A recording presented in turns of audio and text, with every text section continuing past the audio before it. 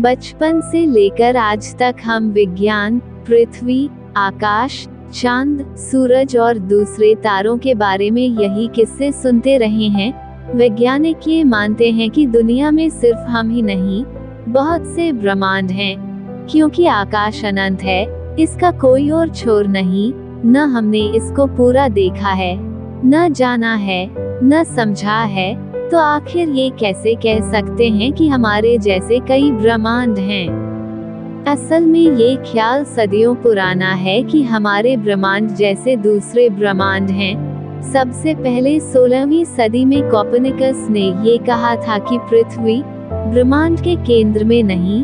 कुछ दशक बाद दूसरे यूरोपीय खगोलविद गैलीलियो ने अपनी दूरबीन से देखा कि सितारों से आगे भी सितारे हैं। 16वीं सदी के आखिर तक आते आते इटली के मनोवैज्ञानिक गियोर्दानो ब्रूनो ने पक्के तौर पर कहना शुरू कर दिया था कि आकाश अनंत है और हमारी जैसी दूसरी कई दुनिया इसमें बसती है। 16वीं सदी से 18वीं सदी तक आते आते दूसरे ब्रह्मांड के ख्याल ने इंसान के दिल में पुख्ता तौर पर जगह बना ली थी। 20वीं सदी में आयरलैंड के एडमंड फोनियर ने ऐलान कर दिया कि आकाशगंगा में बहुत से ब्रह्मांड बसते हैं। अब वैज्ञानिकों के इतने विचार हैं कि मसला हल होने के बजाय और मुश्किल हो जाता है। तस्वीर साफ होने के बजाय और धुंधली हो जाती है। असल में हमारे अलावा दूसरे ब्रह्मांड हैं, इसका पता लगाना मुमकिन ही नहीं, क्योंकि इन्हें हम देख ही नहीं सकते। वहां तक पहुंचना तो खैर असंभव है।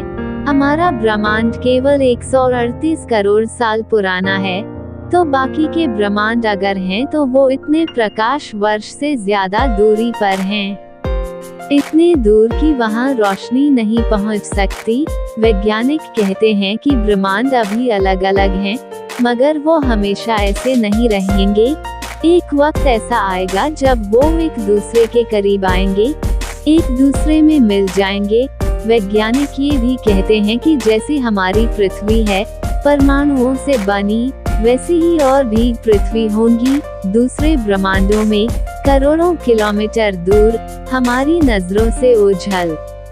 ऐसा है तो जैसे हम आज दूसरे ब्रह्मांडों, धरतियों के बारे में बात कर रहे हैं, ठीक उसी तरह कहीं दूर ऐसी ही बातें हो रही होंगी। सोचिए, ये ख्याल ही कितना दिलकश है। ये ख्याल कितने पुख्ता हैं।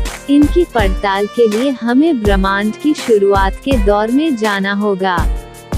सबसे प्रमुख थ्योरी जो ब्रह्मांड की उत्पत्ति के बारे में चलन में है वो है बिग बैंग थ्योरी। इसके मुताबिक एक छोटे से परमाणु में विस्फोट से हुई थी ब्रह्मांड के बनने की शुरुआत।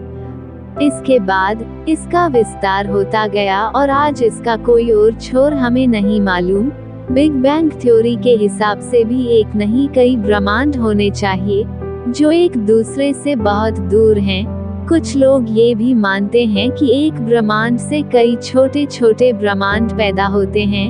ये कुछ उसी तरह है कि जैसे कोई सितारा ब्लैक होल में समा जाए, मगर नए ब्रह्मांड इसी ब्लैक होल से निकलते हैं, जिनका धीरे धीरे विस्तार होता जाता है। कई ब्रह्मांड को लेकर वैज्ञानिकों के बीच 5 तरह की थ्योरी चलन में है। इनमें से कोई कहती है कि बिग बैंग से दूसरे ब्रह्मांड पैदा हुए, वहीं कोई ये कहती है कि ब्लैक होल की घटना के ठीक उलट प्रक्रिया से नए ब्रह्मांड पैदा हुआ। एक और थ्योरी ये भी कहती है कि बड़े ब्रह्मांड से दूसरे छोटे ब्रह्मांड पैदा हुए। मुश्किल ये है कि इनमें से किसी को भी सच की कसौटी पर कसा नहीं जा सकता, क्योंकि दूसरे ब्रह्मांड अगर हैं भी तो हमारी पृथ्वी से इतनी दूर कि उनकी मौजूदगी की सच्चाई परखी नहीं जा सकती। हाँ, इन सिद्धांतों को कसौटी पर कसकर जरूर ये कहा जा सकता है फलां थ्योरी सही है या गलत। आमतौर पर वैज्ञानिक अब ये मानने लगे हैं कि हमारे ब्रह्मांड जैसे कई और ब्रह्मांड हैं। वो कितने हैं, कितनी दूर हैं, ये बताना मुश्किल है। असल में किसी भी खगोलीय घटना के जरूरी है कि उसके लिए भौतिक विज्ञान का कोई सिद्धांत हो।